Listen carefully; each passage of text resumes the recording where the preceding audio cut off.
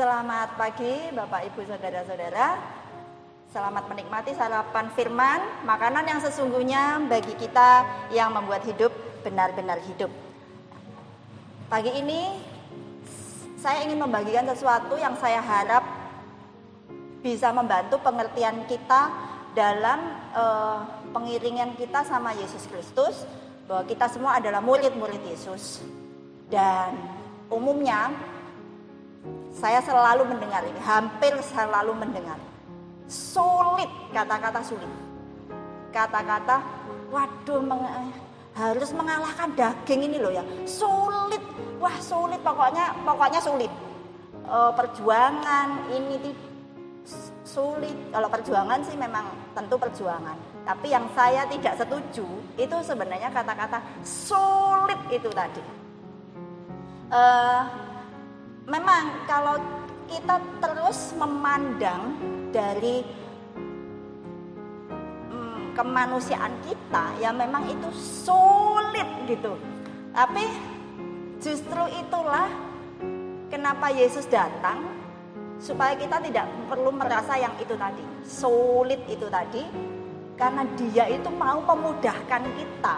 Bukan kekristenan itu sesuatu yang karena standarnya jauh lebih tinggi, karena yang dipakai itu standar Allah, lalu itu menjadi sesuatu yang sulit. Berarti perjuangan kita itu berlipat-lipat kali daripada orang-orang beragama lain. Itu pengertian yang salah. Nah, ini yang saya harap bisa membantu pengertian kita, bahwa anugerah itu bukan itu.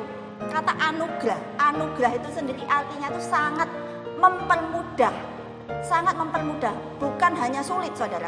Kalau mau dilihat dari sisi manusia daging kita, bukan sulit, tapi mustahil. Tidak ada seorang pun bisa, karena firman Tuhan juga bilang, daging tidak mungkin tunduk kepada hukum Allah. Hal itu memang tidak mungkin, mereka selalu berlawanan. Itu berarti sesuatu yang bukan sulit. Kalau sulit berarti masih ada kemungkinan dicapai. Tapi firman Tuhan sudah bilang jelas-jelas, tidak mungkin. Mereka selalu berlawanan.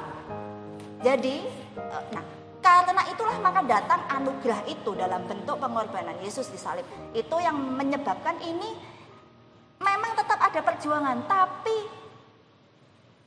dipermudah gitu loh. Bukan disulit-sulitkan. Tuhan mentang-mentang Tuhan terus standarnya tinggi, lalu Dia senang gitu melihat kita kapok rasa tambah angel ya itulah caranya mencapai kesucian standarku.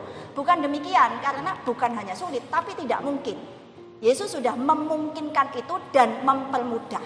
Jadi ilustrasinya sebenarnya seperti ini. Ini saya dapatkan di belum lama ini di video YouTube, ilustrasi yang akan memudahkan pemahaman kita. Manusia lama, kedagingan kita, kecenderungan berdosa kita mungkin seperti ini. Lalu kalau kita memandang dari dunia bawah, seperti manusia kecil di bawah ini yang ditantang untuk mendaki misalnya gunung yang tertinggi di dunia, 8.000 meter atau 8 km di atas permukaan laut, Gunung Himalaya itu ya, pegunungan Himalaya. Puncaknya namanya Everest itu. Dan sampai sekarang saya rasa belum ada orang bisa mencapai puncak itu. Paling mereka yang saya pernah dengar itu 5.000 meter itu sudah, entah 6.000 saya tidak tahu, belum pernah dengar. 5.000 meter, 6.000 itu sudah tidak pernah dengar, apalagi 8.000. Saya yakin belum pernah ada. Karena apa? Di sana hampir tidak ada oksigen sangat tipis. Kalau toh fisiknya kuat untuk mencapai itu, oksigen sangat tipis dan nafasnya harus megap-megap. Jadi itu betul tadi, bukan hanya sulit, tapi mustahil. Kalau kita memandang sebagai manusia lama daging, yang yaitu manusia yang terus di alam bawah, maksudnya manusia lama daging ini di alam fana. Ya tentu saja ini bukan hanya sulit, tapi tidak mungkin. Lalu apakah yang dikerjakan oleh Yesus dalam hidup kita? Ini yang dilakukan Yesus. Dia memindahkan kita ke atas, ke alam yang lebih tinggi dari alam di bawah ini. Yang kita perlu lakukan hanya menerima tawarannya untuk naik dan duduk tenang-tenang di situ. Dialah yang membawa kita untuk, coba bayangkan orang yang di sini harus memandang, aduh, gitu mungkin. Gimana ya, apa caranya aku bisa naik? Tapi kalau kita naik situ, kita akan memandang, wow, bagusnya, wow, kecil ya. Gitu kira-kira, saudara. Ini yang dilakukan Yesus. Apa? Kalau kita masih berpandangan sulit, itu artinya kita masih memandang dari alam ini. Berarti kita belum mengerti anugerah itu mengerjakan ini. Kita itu dipindah ke alam atas. Ini kalau ada bayi aja, bayi yang belum bisa jalan, itu ikut naik helikopter ya kalau diizinkan ya, atau naik pesawat. Bayi itu sudah ada di atasnya Gunung Everest ini, gitu. Bukan karena kemampuan, perbuatan, jasa, tindakan, perbuatan baik kita atau kemampuan kita untuk menahan emosi kedagingan, untuk pokoknya berjuang mengalahkan itu dengan kekuatan sendiri yang sangat kerdil dibandingkan ini. Bukan dengan itu, tetapi karena seseorang sudah membayar harga tiket pesawat itu, kita tinggal menikmati naik di atasnya. Kalau naik helikopter ada takut? Ada, pasti deg-degan, takut. Itu tapi biasa, lama-lama akan bisa menikmati bahwa saya duduk di dalam helikopter ini, saya menikmati. Kalau toh ada perjuangan, ada, pasti ada, tidak mungkin tidak ada perjuangan. Tapi itu semua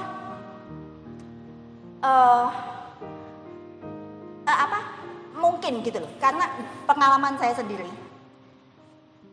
Dulu saya selalu bergumul dan tidak pernah menang, karena saya hidup di sini. Tapi setelah saya ngerti, oh Yesus itu begitu, saya harusnya begini sikap saya. Saya mulai menikmati, saya mulai menghidupi bahwa saya tuh naik sesuatu di alam yang lebih tinggi yang sudah dimungkinkan oleh Yesus. Itu gara-gara Yesus seorang saya bisa ada di tempat-tempat tinggi. Disitulah saya tetap ada pergumulan, tapi menang. Pergumulan tetap ada, tapi bedanya yang ini kalau kita memandang sini tidak akan pernah menang, tidak mungkin. Tadi firman Tuhan yang di awal saya sudah bilang, tidak mungkin tunduk kepada hukum Allah. Daging kita mau kita kalahkan dengan kekuatan kita bagaimanapun. Kalau kita merasa setelah saya mengalahkan ini maka saya lebih berkenan kepada Allah, itu sangat keliru pemahaman itu. Itu yang membuat kita lebih terbebani, lebih merasa sulit. Dan itu bukan maunya Tuhan. Yang Tuhan mau adalah kita mempercayai Dia, anugerah sepenuhnya, jangan bergeser dari pengertian yang benar, pemahaman yang benar tentang anugerah, yaitu bahwa semuanya sudah diselesaikan Yesus, kita tinggal menikmati, lalu disitulah kita akan merasakan menang, bergumul dan menang. Di sini bergumul tidak pernah menang, di sini bergumul tapi bedanya sekarang tahu rasanya menang, dan itu akan menang dari tahap ke tahap. Kita semakin dewasa dimampukan dari kemenangan yang lebih kecil ke kemenangan yang lebih besar. Lingkup kita, lingkup kerja atau lingkup kekuasaan kita lah, maksudnya atas kedagingan kita itu ditambah karena kita sudah lebih dulu ada di tempat tinggi, bukan karena kekuatan kita, daging kita yang sangat kerdil, bukan karena jasa usaha kita, bukan karena perbuatan baik kita, tetapi karena Yesus yang sudah memindahkan kita. Ini yang menakjubkan adalah ayatnya itu, kita akan baca Yakobus 1. Saya sudah lama sekali bertanya-tanya lalu memahami tentang ini, tapi menemukan ilustrasi yang tepat baru beberapa hari yang lalu untuk dibagikan kepada saudara-saudara. Yakobus 1 ayat 25. Tetapi barang siapa meneliti hukum yang sempurna, yaitu hukum yang memerdekakan orang, dan ia bertekun di dalamnya, jadi bukan hanya mendengar untuk melupakannya, tetapi sungguh-sungguh melakukannya, ia akan berbahagia oleh perbuatannya. Yang kita soroti adalah ada hukum yang sempurna, yaitu hukum yang memerdekakan orang. Saudara, kita semua tidak pernah bebas dari hukum gravitasi. Ini hukum yang mengikat, yang memenjara kita, yang membuat kita tidak bisa terbang ke tempat-tempat tinggi. Kita semua terikat dengan gaya gravitasi, hukum gravitasi yang membuat kita tidak bisa merdeka dan menikmati tempat-tempat tinggi dan mengalahkan gunung-gunung yang tinggi. Karena kita semua terikat sama hukum gravitasi. Tapi kemudian ditemukan hukum aerodinamika, yaitu hukum yang membuat orang yang memungkinkan orang menciptakan pesawat terbang. Hukum aerodinamika adalah hukum yang bisa melawan hukum gravitasi. Jadi itulah hukum yang sempurna yang memerdekakan. Kita dimerdekakan dari hukum maut dan dosa yang terus mengikat kita untuk ada jadi manusia yang di alam bawah. Terus itu Yesus sudah kerjakan sesuatu yang mematahkan, memutuskan ikatan kita dengan hukum gravitasi atau hukum dosa dan maut ini. Memutuskan rantai perbudakan kita diperbudak di bawah hukum dosa dan maut, kita tidak bisa lepas dari itu. Yesus adalah hukum aerodinamika kita yang membuat kita bisa melayang di tempat-tempat tinggi, mengalahkan dosa kedagingan. Ayat yang senada dengan itu, ini tadi Yakobus yang mengatakan, tetapi kemudian Paulus juga mengatakan hal yang senada dalam Roma pasal 8 ayat 2. Roh yang memberi hidup telah memerdekakan kamu dalam Kristus dari hukum dosa dan hukum maut. Saudara, minta pemahaman lebih tentang anugerah. Jangan kita mau rugi bahwa terus ngomong sulit mengalahkan kedagingan. Kalau terus sulit berarti mungkin kita sedang terus mengikatkan diri dengan hukum dosa dan maut, yaitu hukum dari manusia fana ini yang bukan hanya sulit tetapi tidak mungkin kita lepas dari itu. Tidak mungkin hukum gravitasi aja kita tidak bisa lepas, apalagi hukum dosa dan maut. Tidak ada seorang pun bisa lepas kecuali iman kita kepada Yesus Kristus. Anugerah yang turun dari salib Yesus itulah yang sungguh-sungguh memerdekakan kita, dan itu yang kita naikin. Sehingga itu yang kita percaya sudah memindahkan kita dari alam fana, alam dosa dan maut ke alam hidup yang membuat kita ada di tempat-tempat tinggi, yang membuat kita, dosa dan maut itu, kedagingan kita itu terasa semua di bawah kita dan kita di atasnya. Kita di atas angin dan tinggal kita melatih diri menghidupi alam kita yang baru, meyakini, menghidupi, menikmati gitu, merasakan aja ini toh yang dikerjakan Yesus, dan tinggal percaya aja dengan santai. Itulah hidup yang dimaksud Yesus untuk kita.